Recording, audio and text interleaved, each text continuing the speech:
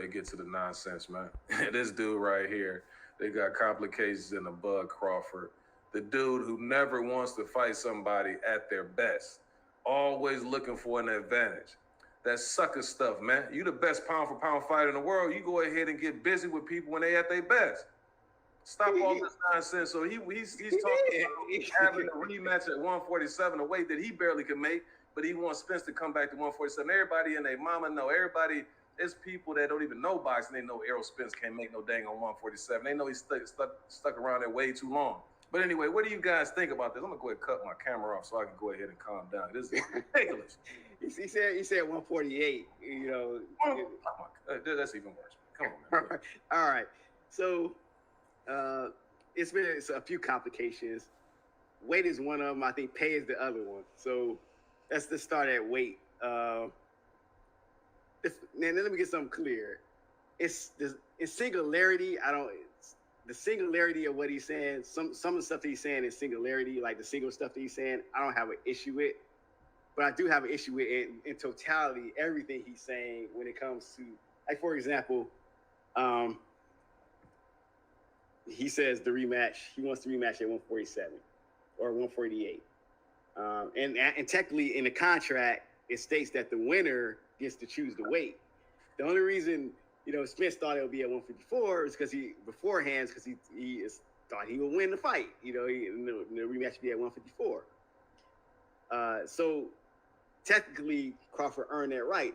The problem I have with it is that you can't say I want to fight you, Spence, at this weight, at 148, 147. But if this don't happen, I'll fight Canelo, which will be like 164. I'm like, that's like hypocritical. It's like, you know what I'm saying? Just off, GP, I would say, get that fight, fight Spence at 154. To be honest, I don't really want to see the rematch anyway. I mean, I saw everything I needed to see, in the first fight.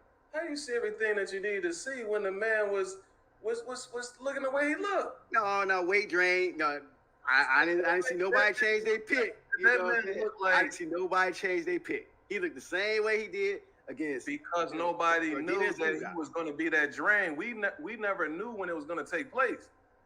And he's you don't know when it's going to take place. 154. No, it's fine. In 154, that's not going to make him move his head better. It's not. It will make you move your head better if you. Well, he didn't move his head before, so he ain't going to just decide to. How can I not? So if I'm like, I have all my nutrients in my body, I have everything going. So I'm not going to be a different person or different fighter in the ring if I'm depleted versus not being depleted. That's the reason. So then it don't even matter. He can go down to 135 and fight somebody. Athletically, he'll be better, but skill-wise, he ain't got the skill to compete with Bud. He ain't got the skill. I saw all we need to see.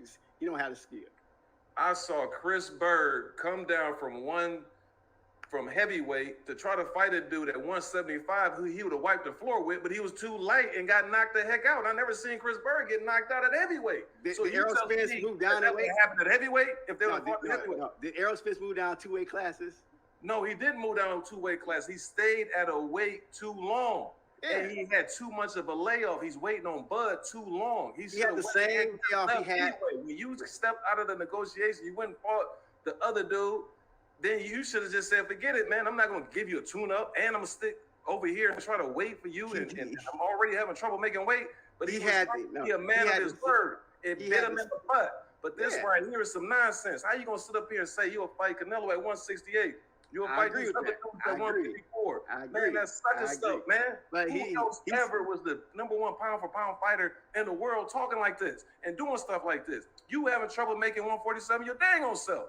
But you sitting up here to have that much of an advantage over somebody that they can't be at their best in order to be able to defeat you, that you're willing to do this type of nonsense. Man, you messing up. You making a mockery out of the sport of boxing, man.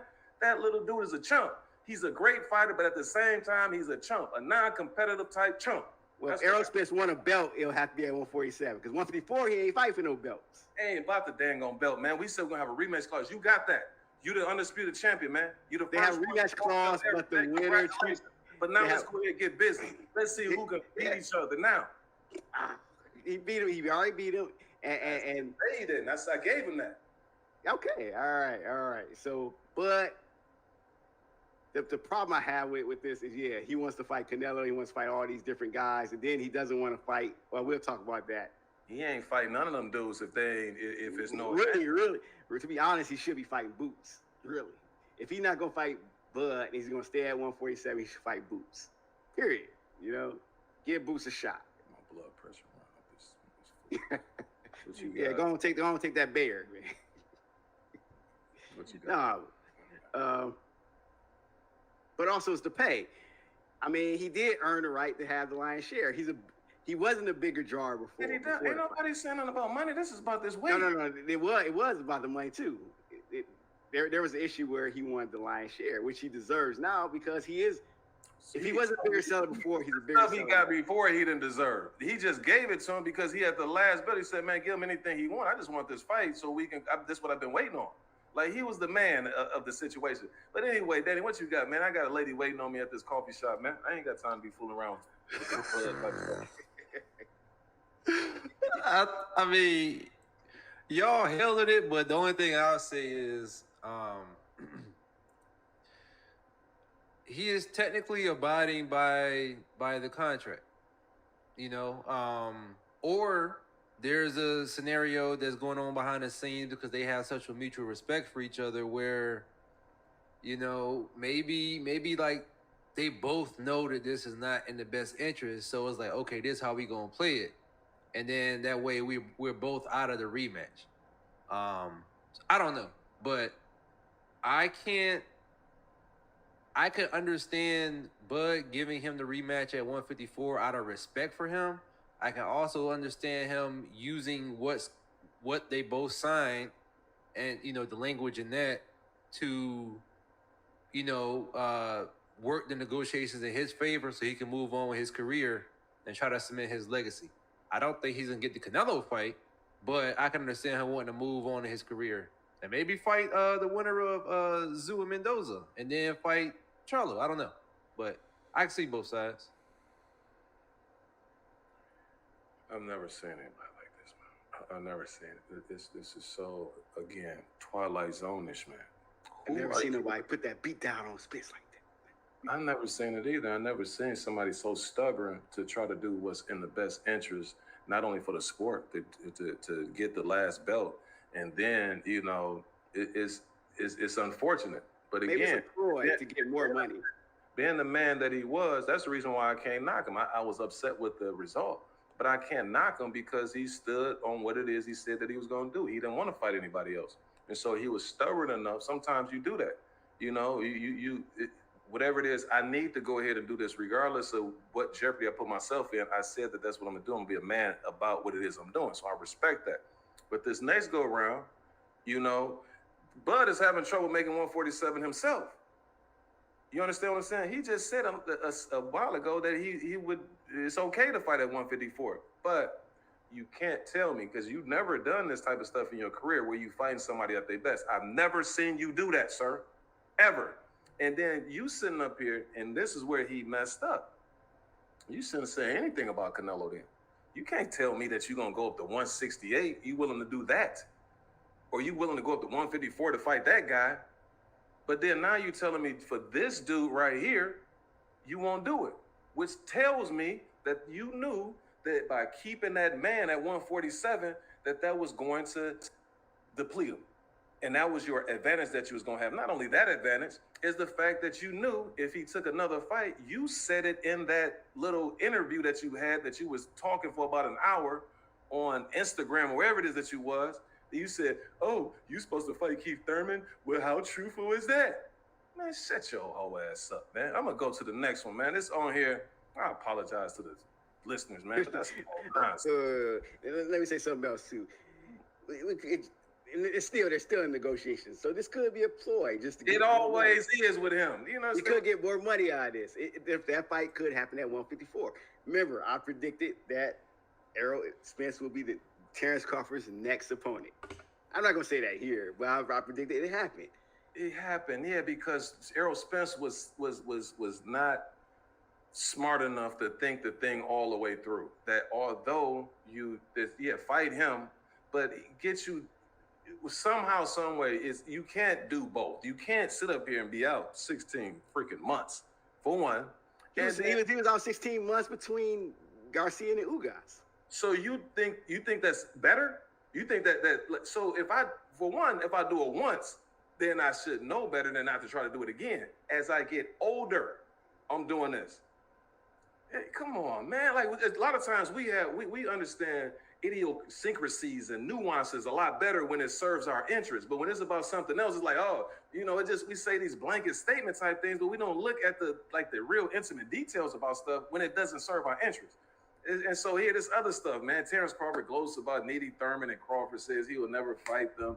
Then Danny Garcia somebody he got money, he don't need to fight. Is this boxing or what the hell is this, man? Let me calm down. I'm saying too many choice words, but this is, come on, man. I'm gonna let you guys talk about it. Let me get ready for this lady. I agree with this. This is silly because if he's not going to fight Spence, I mean, a fight after a fight like Spence, I would take on a Thurman.